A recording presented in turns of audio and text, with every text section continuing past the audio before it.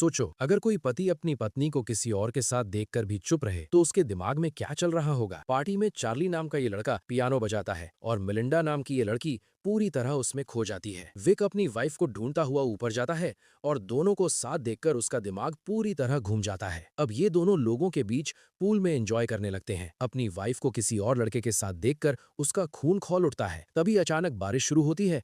सब अंदर चले जाते हैं, लेकिन चार्ली और विक अभी वहीं होते हैं। और तभी विक मौका देखकर चार्ली को पूल में डुबोकर मार देता है और ऊपर आकर ऐसे रिएक्ट करता है जैसे कुछ हुआ ही ना हो। इधर मिलिंडा अपने बॉयफ्रेंड की लाश पानी में तैरते हुए देखती है। पुलिस इसे एक्सीडेंट मान लेती है, लेकिन डॉन नाम के इस शख्स को शक हो जाता है और वो इन्वेस्टिगेशन शुरू कर देता है। अब विक खुश हो जाता है कि उसने अपनी वाइफ के बॉयफ्रेंड को ठिकाने लगा दिया है, मगर असली प्रॉब्लम उसकी वाइफ में ही थी। मिलिंडा एक और नया बॉयफ्रेंड बना लेती है जिसका नाम टोनी होता है और अब विक का गुस्सा फिर से भड़क उठता है। अब विक फिर फैसला करता है कि ये सब खत्म करना पड़ेगा। वो टोनी को बहाने से हाइकिंग स्पॉट ले जाता है, कहता है कि तुम्हें मिलिंडा यानी मेरी वाइफ तुम्हें याद कर रही है। और जब टोनी वहां पहुंचता है तो उसे मिलिंडा वहां नजर नहीं आती। जब तक उसे कुछ समझ आता, विक वहां पत्थर से मारकर उसे भी खत्म कर देता है और एक बड़ा पत्थर बांधकर बॉडी को नदी में डुबो देता है। घर आकर ऐसे बिहेव करता है जैसे कुछ हुआ ही ना हो। फिर पूरा परिवार उसी जगह पिकनिक मनाने जाता है। दरअसल ये आइडिया विक की पत्नी का था। वहां जाकर विक देखता है कि टोनी की लाश पानी में ऊपर तैर रही है। बहाना बनाकर विक तुरंत अपनी फैमिली के साथ वहां से निकल जाता है। अगले दिन मिलिंडा को टोनी का वॉलेट मिल जाता है और उसे अपने पति पर शक होता है। वो डॉन को कॉल करती है। उधर विक बॉडी हटाने जाता है